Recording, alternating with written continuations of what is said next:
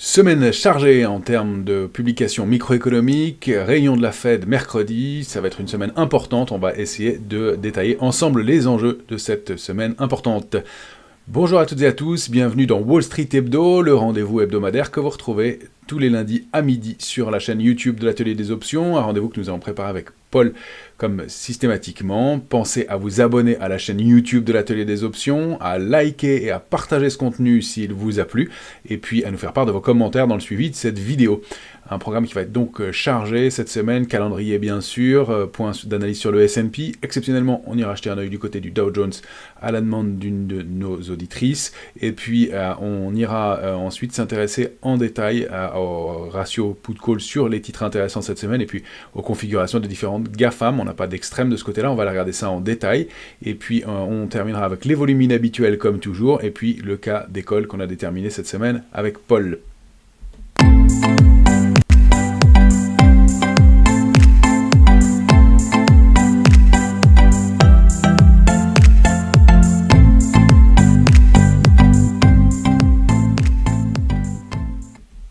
Alors, avant de commencer, et comme toujours, je vous rappelle que nous serons présents sur le stand du CBOE au 27e salon de l'analyse graphique et technique qui se tiendra le 27 mars prochain. Ça va être aussi l'occasion pour nous de venir vous retrouver puisque vous avez été nombreux à venir rencontrer Paul pour une session de formation en petit comité et donc on va recréer une date autour de cet événement-là. Si vous voulez plus d'informations, inscrivez-vous à notre newsletter sur le site de l'Atelier des Options. Donc pour le calendrier de la semaine, calendrier qui va être dense, discours demain de Donald Trump et puis indice de la confiance du consommateur du Conference Board. Mercredi, réunion de la Fed. Manifestement, les opérateurs ne s'attendent pas à une baisse de taux du tout pour cette séquence et même les anticipations de baisse de taux dans les mois à venir ont nettement baissé compte tenu des publications macroéconomiques et puis du contexte.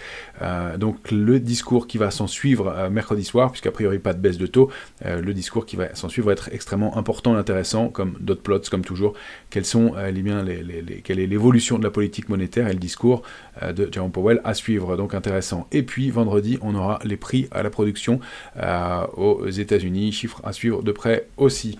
Donc pour le calendrier, évidemment, c'est la microéconomie qui va nous intéresser particulièrement cette semaine. Vous avez à l'écran la plupart des publications de la semaine. On n'a pas de cas extrême en dehors de Boeing et d'ExxonMobil. Je vous rappelle que lorsque j'entoure en rouge, quand j'indique en rouge une publication, c'est qu'a priori la valeur est dangereuse. Dangereuse, c'est en tout cas en termes de comportement, ratio put-call, que les opérateurs sont très optimistes. Quand c'est en vert, ça veut dire que les opérateurs sont très pessimistes. Alors c'est le cas cette semaine pour ASML que vous voyez à l'écran, mais ils sont très pessimistes, mais le titre est tout en haut de marché, donc ça veut dire que bien, manifestement, ils sont relativement couverts. Il faut dire aussi que la position ouverte sur ASML est relativement faible, donc en termes de position ouverte sur les options. Pour les autres, vous les avez à l'écran, plus ça tire au jaune, plus c'est équilibré, plus c'est vert pâle comme Microsoft, et bien plus c'est à l'équilibre aux alentours de 1. Donc en termes d'extrême, les valeurs qui vont retenir particulièrement notre attention cette semaine sont Boeing et Exxon, mais on va bien sûr aller faire un tour du côté des configurations graphiques des GAFAM. Pour ce qui est de l'indice S&P, graphique que vous voyez ici en hebdomadaire, donc bougie d'indécision un peu, rebond quand même en fin de semaine dernière, indiqué sur l'écran le ratio put-call. Ce qu'on peut dire, c'est que pour l'instant, il reste relativement équilibré, 0,83, on est en bas de la zone d'optimisme, pas d'extrême de ce côté-là. Ce qui est significatif en revanche, c'est que tout au long de la hausse de la semaine dernière, eh bien, la position ouverte a diminué sur l'indice S&P, alors on termine en légère baisse, mais malgré le rebond de la semaine, eh bien, la position ouverte a baissé chaque jour, donc des opérateurs qui se montrent très en retrait. On a une position ouverte à 1 886 000 contrats sur le S&P. La moyenne, je vous rappelle qu'elle est de l'ordre de 2 200 000. Donc on est vraiment en dessous de la moyenne habituelle. Et tout au long de la semaine, le nombre de contrats a diminué. Donc pas de soutien dans ce rebond. Ça ne veut pas dire que ce soit un mouvement de baisse en soi, ça veut dire que les opérateurs sont en retrait, qui n'ont pas accompagné cette dernière séquence haussière. Donc l'intérêt peut tout à fait revenir ensuite, notamment au débordement du niveau de 6920, qui est le plafond de verre contre lequel on a buter dans le rebond. Mais pour l'instant, eh bien, on sait que cette séquence haussière n'a pas été le terrain d'accompagnement par des gros acteurs du marché. Par ailleurs, vous savez qu'on est prudent cette année sur le marché, qu'on a des signes de prudence à court terme, même si encore une fois on n'a pas de signe de retournement de tendance de long terme. Donc l'enjeu c'est toujours de déborder le range 6734-6920 pour aller chercher 7000 et 7106 qui est vraiment une zone de plafond de verre sur laquelle même l'intérêt sur les options ne semble pas indique que les opérateurs ne semblent pas vouloir le déborder. On avait ouvert bien la semaine dernière avec un gap baissier, ce gap a été comblé. En journalier, l'enjeu c'est toujours 6920 bien sûr, des bougies d'indécision, au plus court 6904, on voit qu'on compresse à l'intérieur de cette petite zone-là. On a même peut-être en formation un petit triangle symétrique que je vous affiche ici, peut-être parce qu'on n'a que deux points pour l'instant. Voilà. Un petit triangle symétrique, donc peut-être une compression dans cette zone de prix, évidemment au cours d'une semaine chargée avec toutes les GAFAM. Donc l'enjeu pour l'instant, c'est de sortir de cette zone 6904-6920 à la hausse. Bien, on a du potentiel haussier. Encore une fois, la zone 7000-7100 semble être le bout du chemin en termes d'intérêt sur les marchés dérivés pour les opérateurs. Si on va la chercher cette zone, eh bien, il va peut-être y avoir des excès ou des mouvements brutaux pour des questions d'arbitrage, ne serait-ce que pour ça, et puis parce que ça surprendrait des opérateurs qui sont un peu prudents manifestement, ou en tout cas peu enclins à prendre des initiatives. Sous 6904 en clôture, on repart un peu à la baisse avec le range, borne basse du range en extrême, 6734, c'est l'alerte de court terme pour l'instant, et donc rien de méchant. Donc de l'indécision, on le voit au cours des deux dernières bougies, ce grand doji porteur d'eau, ce doji avec un corps un peu plus large, pas mal de volatilité, mais pas énormément de prise d'initiative et de décision dans ce contexte. J'ai promis d'analyser le Dow Jones, qu'on regarde rarement sur les options, mais voilà le graphique en mensuel. Alors il y a quelques mois de ça, on avait identifié ce gros range, 40 670, 45 055. La duplication de ce range par le haut permettait de cibler un niveau qui était situé aux alentours de 49 500 points, 49 600 points.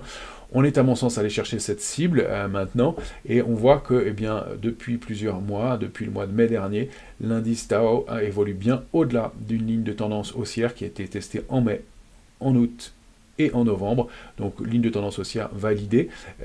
J'ai essayé de trouver une parallèle pour faire un canal haussier, ça n'était pas très propre. En revanche, on voit que le Dow a buté contre cette oblique baissière, cette oblique formée par les points hauts du mois d'octobre, novembre et décembre dernier, qu'on a tenté de le déborder, mais on réintègre pour l'instant en mensuel. Donc peut-être petit signe d'épuisement, en tout cas de fatigue à court terme de l'indice Dow qui a atteint un objectif graphique.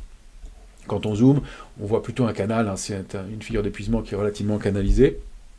On va zoomer un peu sur le Dow à plus court terme. Bougie de la semaine dernière, grand doji avec un petit corps, donc on est vraiment toujours dans ce contexte d'incertitude, on termine quasiment parfaitement au milieu du grand range, 48 425, 49 616. Pour moi, c'est l'enjeu pour l'instant. Si on le déborde, eh bien l'extension, c'est la grosse résistance 50 546, 50 804. Si, à l'inverse, eh bien, on n'arrive pas à franchir ce range qu'on ressort par le bas, la cible elle est intéressante, c'est situé entre 47 580 et 47 256.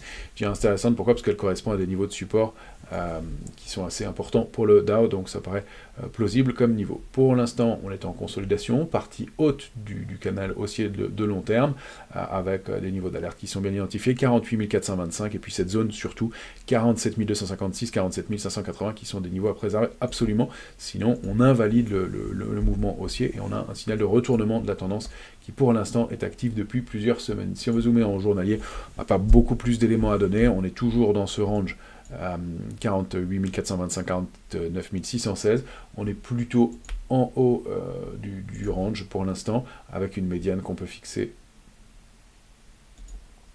ici, autour de 48 987, si on repasse en dessous, eh bien c'est plutôt un mauvais message, on va alors qu'il est peut-être un peu, si on veut prendre un peu de marge, 48 977, c'est cette zone de prix qui compte, entre 48 977 et 48 995, faut préserver ce niveau, sinon on repart en bas du range. Encore une fois, ça resterait une latéralisation, rien de méchant. Bien sûr, vous voyez cette résistance, testée plusieurs fois depuis le mois de janvier, 49 616, qui est le petit plafond de verre pour aller déclencher des extensions.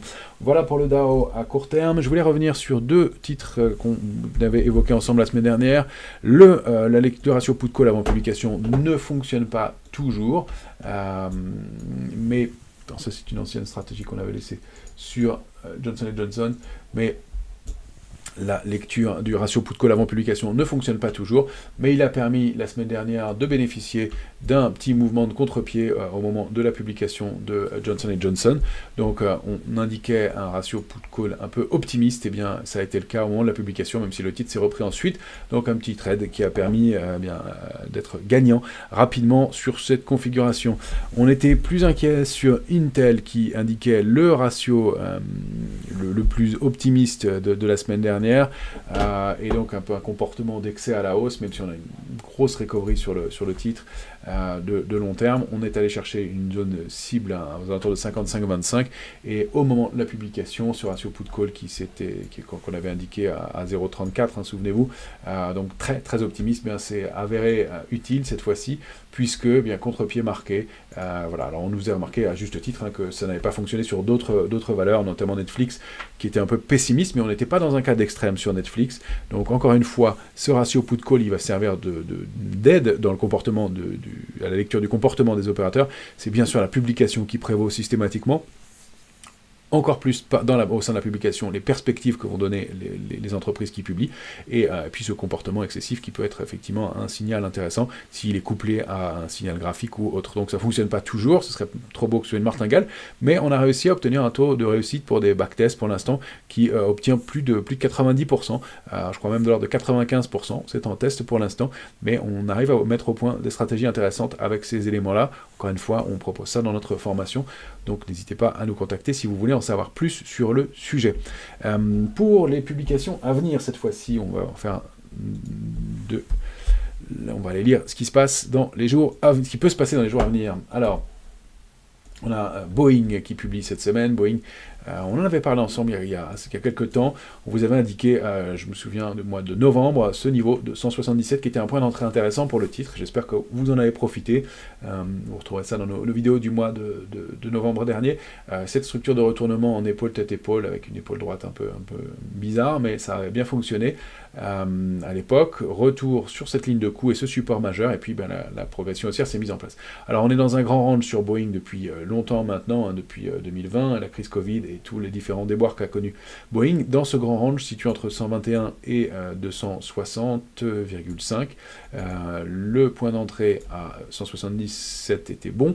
On a débordé l'oblique baissière précédente, réactivé un niveau important, mais on arrive contre un gros niveau de résistance, et il se trouve que pour la publication à venir de cette semaine, on a un ratio put-call sur Boeing qui est de 0,19, je ne voulais pas indiquer à l'écran, enfin 0,20, on va arrondir à 0,20, donc prudence pour Boeing qui atteint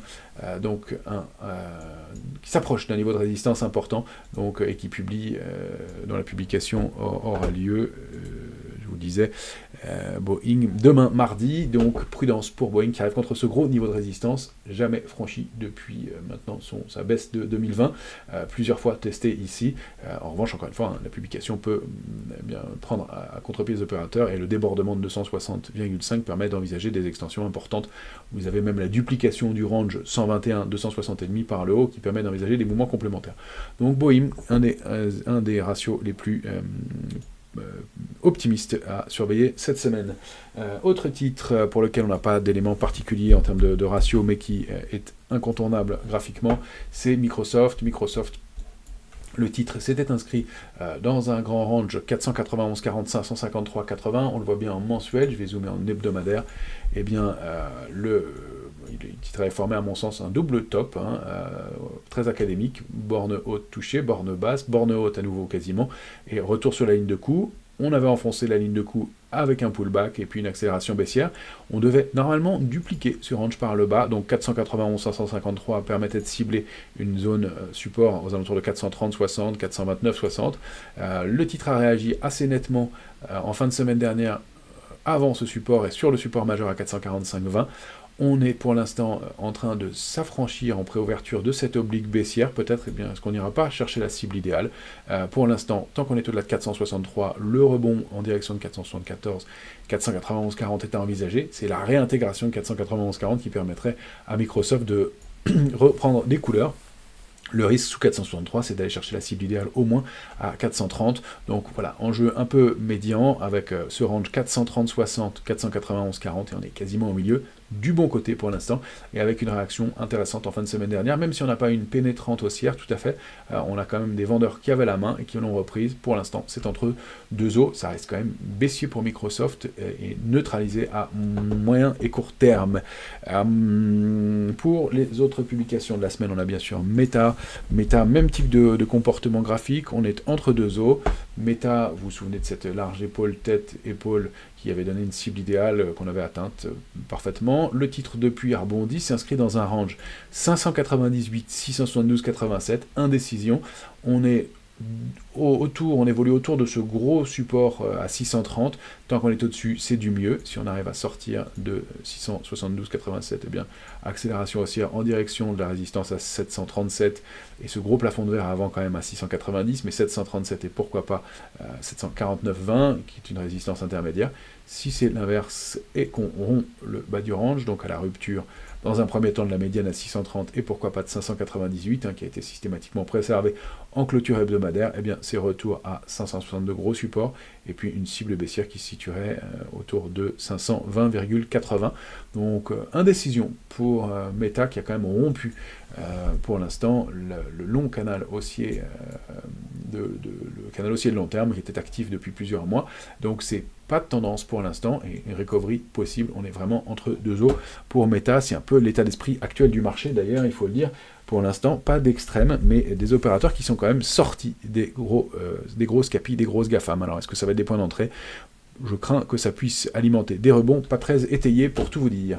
Tesla, eh bien, on la regardait et Paul vous avait alerté en début d'année contre une configuration qui était un peu dégradée pour Tesla. On avait évoqué ce triangle inversé d'une part, j'essaie de chercher une oblique qui puisse servir d'élément à court terme, triangle inversé d'une part, fausse sortie, réintégration, et puis cette Island Reversal en hebdomadaire, ces deux bougies, la bougie de la semaine du 15 décembre et la bougie de la semaine du 22 décembre, isolées par de gap, un signe de faiblesse, mais on forme la semaine dernière un avalement haussier, même si la progression est modeste sur la semaine de 64%, on forme quand même un avalement haussier, on est en train d'ouvrir de façon un peu mitigée, en préouverture en tout cas, pour le titre Tesla. Donc l'enjeu, c'est qu'on est toujours dans le range 382,50, 469,40, si on repasse 469,40, on repart à la hausse et on peut envisager des extensions en direction des tops à 498 et pourquoi pas 541.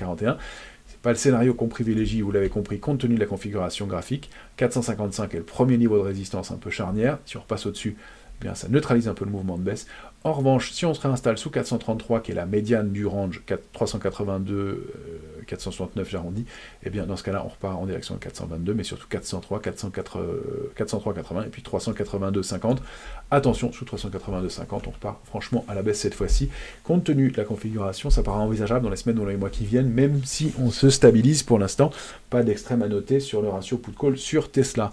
Un extrême de pessimisme sur ASML, sur le ratio put-call, mais la position ouverte est très faible. Pourtant, le titre est tout en haut de marché. On est installé au-delà de ce support à 1167. Pas de commentaire très particulier graphique à faire, si ce n'est que c'est haussier, que c'est fort, et qu'il n'y a pas de structure de retournement. Les cibles suivantes, 1264, 1314.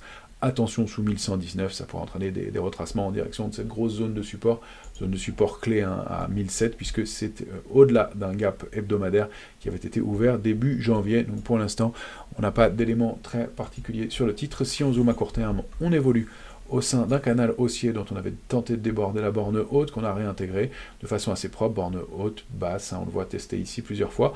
On est à l'intérieur de ce canal, en très court terme, si on repasse sous 1167, attention, retour à 1119, sinon, tant qu'on est au-dessus, 1215, 1264, et pourquoi pas 1314. En plus, le ratio put-call est particulièrement pessimiste, même si la position ouverte reste faible sur ASML, donc l'indicateur est moins intéressant, moins pertinent dans ce cas de figure.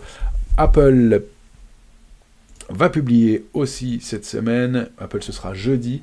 Apple, quand on la regarde en mensuel, elle nous a donné des signes de faiblesse marqués depuis plusieurs séances maintenant. On avait ce rejet important contre cette zone cible et la borne haute du canal haussier de long terme. On évolue sur Apple au sein de ce grand canal haussier de long terme. Et donc la borne haute a servi de zone de rejet. Accélération baissière assez marquée, on perd 8% depuis le début du mois. En hebdomadaire, on avait eu des signes de retournement assez clairs. Borne haute du canal haussier plusieurs fois testée, étoile filante, pendu, et puis avalement baissier. Autant dire que les signes se cumulaient pour un mouvement de consolidation. Il s'est mis en place. On a enfoncé ce niveau de support majeur à 255,20. On est entre 243,80 et 255,20. Est-ce qu'on va poursuivre à la baisse et aller chercher la borne basse du canal haussier ou reprendre des couleurs et dans ces cas-là réintégrer 255,20, signe de force? Eh bien, ça va être l'enjeu de la semaine pour Apple, dont le ratio put-call n'est pas extrême non plus. Donc, pas d'éléments forts à détecter de ce côté-là. Pour ça qu'encore une fois, on envisage un rebond de court terme, pourquoi pas, sur la tech américaine, alimentée peut-être par des mains faibles pour ensuite bien repartir un peu à la baisse. Tout ça me semble assez dégradé globalement. Je reste un peu, comme vous le savez, prudent et pessimiste au cours de cette année, mais encore une fois, c'est l'évolution des prix qui nous en dira plus. Le dernier titre qu'on va étudier cette semaine en termes de ratio put-call, c'est Exxon. ExxonMobil, on en avait parlé il y a quelques temps. Paul avait détecté pour nous un volume inhabituel au cours du mois de novembre, de mémoire aussi, novembre ou décembre, quand on était dans ce grand range. Alors je dézoome en mensuel sur Exxon. On évoluait dans ce range 101,13, 117,30. L'intérêt fort en termes d'options et la configuration graphique nous avait incité à viser un mouvement de hausse de taille équivalente à ce range 101-117 pour aller chercher une cible idéale à 133,50. C'est ce qu'a fait le titre, alors évidemment sur fond de news et d'éléments liés à l'entrée des États-Unis au Venezuela. L'accélération haussière s'est formée à ce moment-là, même s'il y a eu pas mal de volatilité. On est allé chercher la cible idéale. Or, le titre a pas mal accéléré, et là, on a pareil un ratio put-call qui est particulièrement optimiste, un des plus optimistes qu'on ait relevé d'ailleurs. En termes de ratio put-call, on est à 0,14. 0,14 pour le ratio put-call d'Exxon. C'est quand même extrêmement optimiste, donc il n'y a plus un vendeur sur le titre Exxon. Alors on peut considérer que ça reste haussier graphiquement, c'est le cas. La préouverture d'ailleurs est a priori en hausse pour Exxon pour l'instant. On est en train de déborder 133,50, je ne l'ai pas encore positionné en vert, parce que ça nécessite une confirmation, hein. On l'a débordé en fin de semaine dernière, ce niveau de résistance. Si on zoome en journalier, on voit que on a quasiment arrêté sur ce niveau, on pourrait même l'ajuster à 133,62, tellement c'était précis.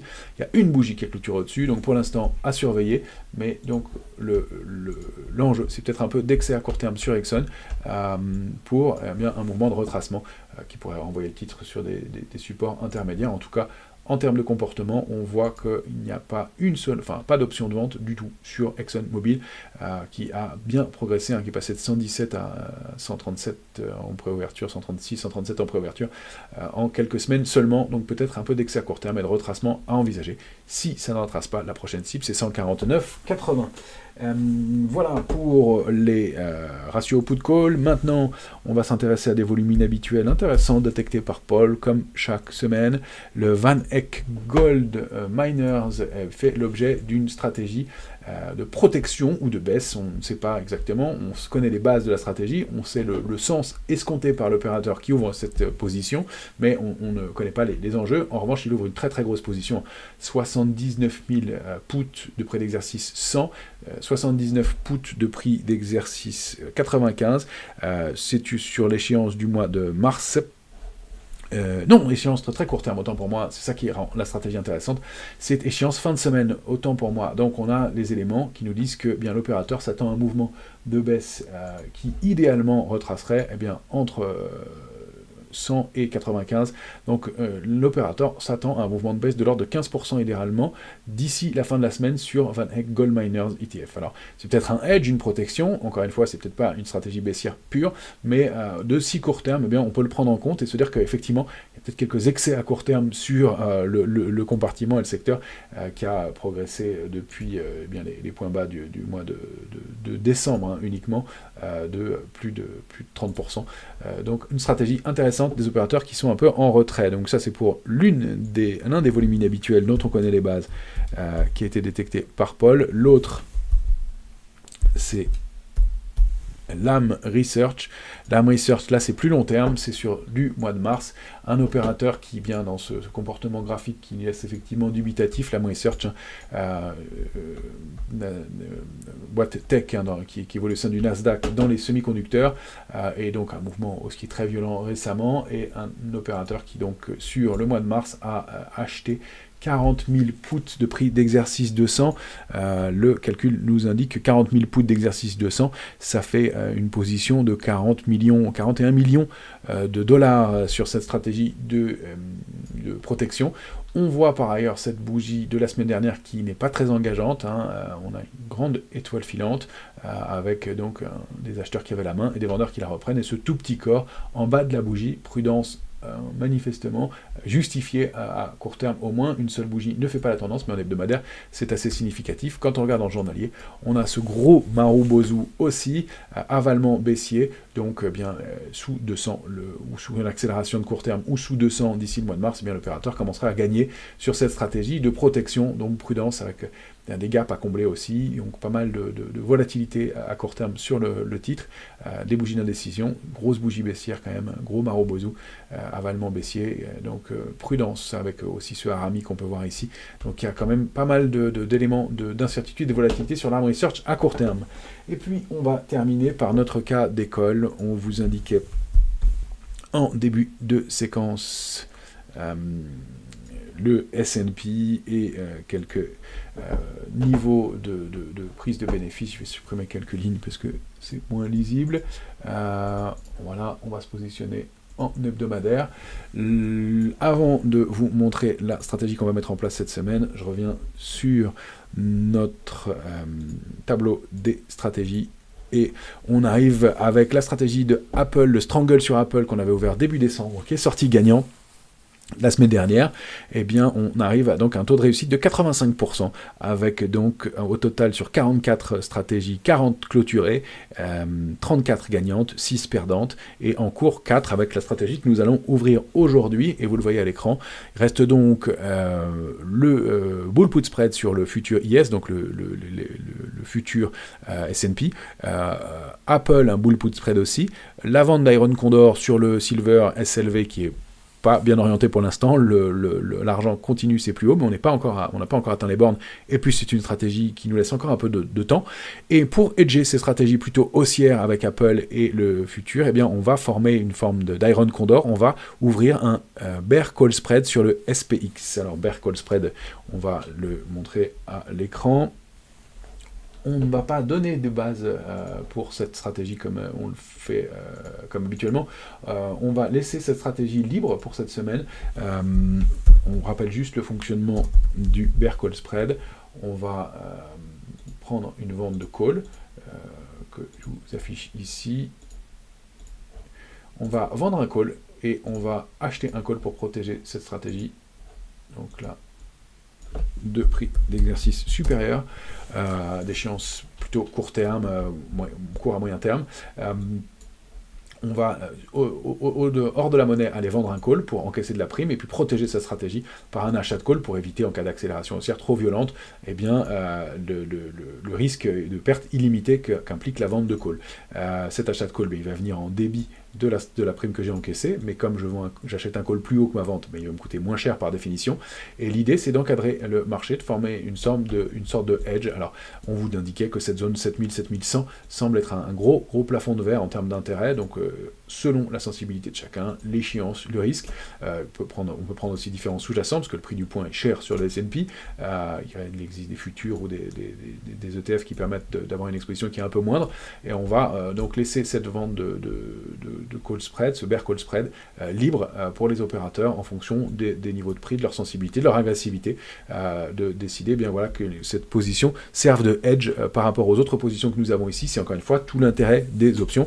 Je rappelle que le principe de la diversification avec les options, c'est qu'on peut diversifier les stratégies, qu'on n'est pas obligé d'avoir de convictions très fortes. C'est un peu notre cas sur le marché pour l'instant. Est-ce qu'on va poursuivre ce rebond? Les signes de faiblesse qu'on a observés récemment sont quand même relativement canalisés pour l'instant. Et puis, on a une saison de publication qui va être au cœur de l'intérêt des opérateurs de cette semaine, et donc des enjeux aussi du côté de la Fed, de l'incertitude, un schéma macroéconomique qui n'est pas extraordinaire pour l'instant, donc pas mal d'incertitudes. Donc on va pour l'instant travailler de cette façon-là et encadrer le marché en considérant que si le marché explose à la hausse, on sera gagnant sur les autres stratégies haussières que nous avons, et donc ça limitera uniquement la performance. C'est tout l'intérêt de pouvoir créer des stratégies avec les options. Donc pour cette semaine, bear call spread libre. Voilà les différents éléments que nous voulions vous proposer pour ce début de semaine. Vous pouvez nous retrouver bien sûr sur le site de l'Atelier des Options et vous abonner à notre newsletter. Pensez à vous abonner à la chaîne YouTube de l'Atelier des Options. Beaucoup de vidéos à retrouver, une playlist complète pour comprendre l'ensemble des stratégies. Si vous voulez plus de détails sur le bear call spread par exemple, vous l'avez dans les playlists. Et puis bien sûr, pensez à activer les notifications, à liker, à partager ce contenu s'il vous a plu et à interagir avec nous. On est toujours ravis de le faire. Excellente semaine à toutes et à tous.